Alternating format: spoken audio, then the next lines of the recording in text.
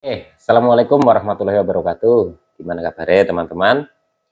Semoga teman-teman dalam kondisi yang semakin sehat, semakin membaik, dan terus membaik hingga menuju sembuh. Ya. Sebelumnya saya sampaikan ke teman-teman, gangguan ini bisa sembuh. Jadi teman-teman tetap semangat dalam menghadapinya. Oke, untuk kesempatan kali ini saya masih menjawab pertanyaan yang ada di kolom komentar video saya ya. Karena ada beberapa pertanyaan yang belum saya tanggapi dan saya simpan untuk bikin video seperti ini. Dan ini mumpung ada waktu, ada kesempatan, saya bikin ya. Dan ini pertanyaannya sebenarnya banyak sekali, tapi semoga saja apa yang saya bikin ini bisa mewakili pertanyaan-pertanyaan dari teman-teman yang lainnya. Ya. Ini dari akunnya Likto 442 ya. Mas mau tanya, keliengan sudah membaik, sudah jarang muncul, cuma pikiran dan mata suka ngeblank. Kalau lihat danau, tatap air kelamaan suka ngeblank. Begini ya teman-teman ya. Jadi sebelum saya jelaskan ya, saya sampaikan lagi ke teman-teman. Saya bukan dokter, bukan ahli medis, bukan ahli hipnoterapi, juga bukan ahli obat-obatan ya. Saya hanya orang yang pernah menderita gangguan asam lambung, GERD, anxiety, psikosomatis. Dan alhamdulillah sudah sembuh. Kalau saya bisa sembuh, teman-teman insya Allah bisa sembuh. Dan saya yakin teman-teman juga nanti akan sembuh. Ya, jadi tetap semangat. Oke, lanjut untuk menjawab pertanyaan.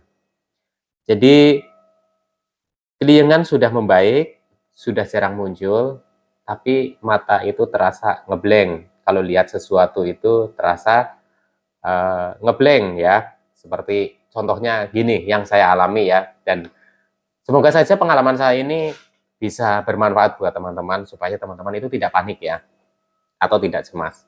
Begini teman-teman ya, tahapan sembuh dari keliengan yang saya alami ya, yang sebelumnya intensitasnya tinggi ya, sudah saya sampaikan di video sebelumnya juga ya, dengan saya menerapkan beberapa pola ya, beberapa pola yang saya terapkan sampai dengan kondisi asam lambung saya itu benar-benar membaik ya.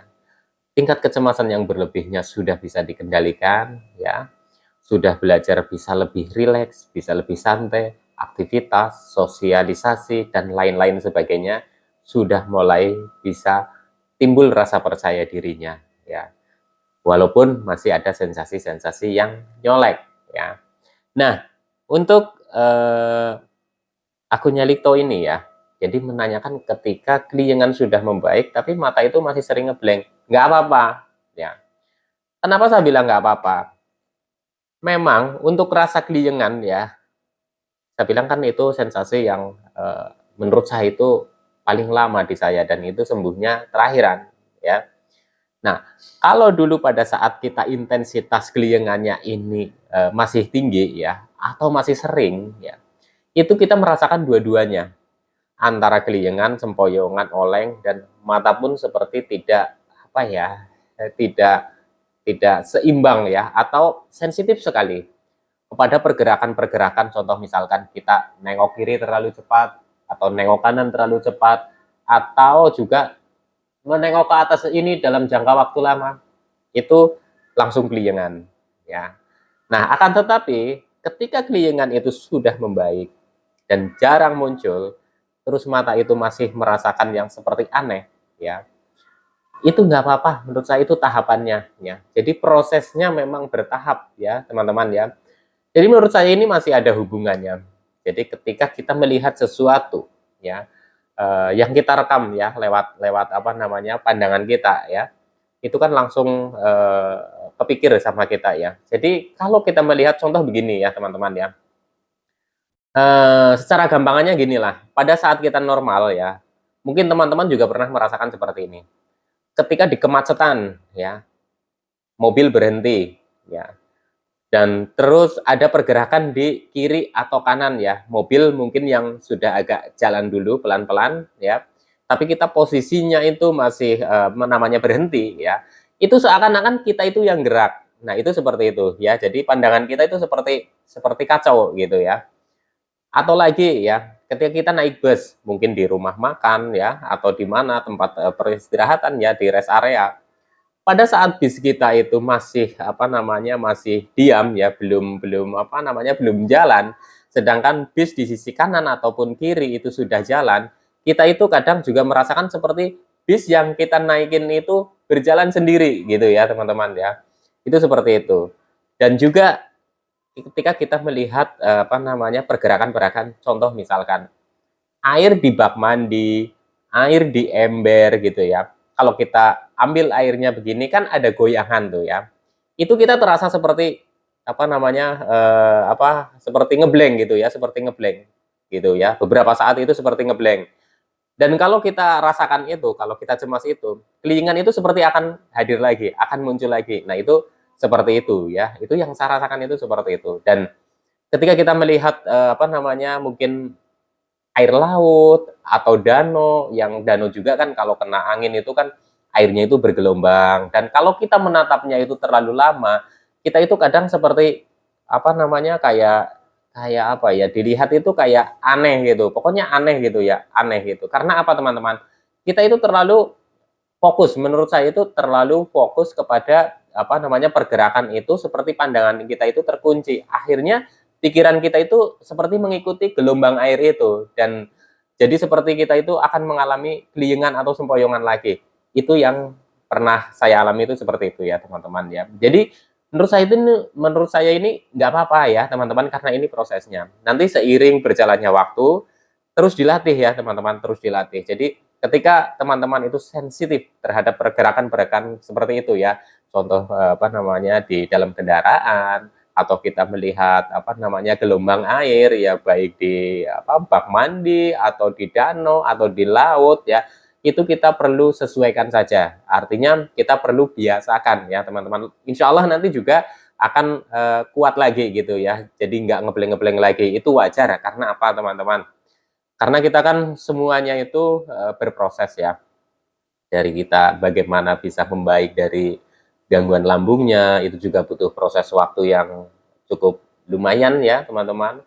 Terus pada saat menghadapi sensasi-sensasi di fisik yang lainnya itu juga butuh proses ya, dengan usaha yang jatuh bangun.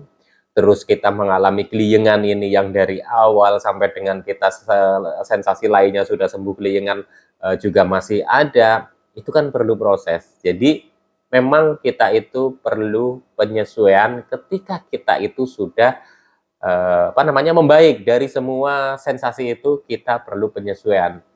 Penyesuaian apa saja? Penyesuaian bagaimana kita jalan di tempat keramaian, bagaimana kita itu mengendalikan pikiran kita, bagaimana kita itu mengendalikan emosi kita, itu perlu latihan atau kita perlu penyesuaian ya.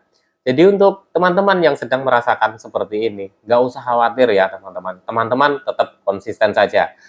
Kalau gangguan asam lambung, GERD, dan anxiety, terus kita terapkan program 3P secara konsisten ya, insya Allah juga akan membaik dan terus membaik ya. Dan semoga saja ya, dengan teman-teman itu tetap konsisten, penyembuhan dari gangguan asam lambung, GERD, dan anxiety ini akan lebih cepat ya. Kenapa saya bilang seperti itu ya? Karena awalnya untuk penderita gangguan asam lambung, GERD, yang sudah disertai dengan anxiety ya, psikosomatis ya, awalnya memang kita itu seperti nggak yakin atau nggak percaya dengan metode ini, metode itu.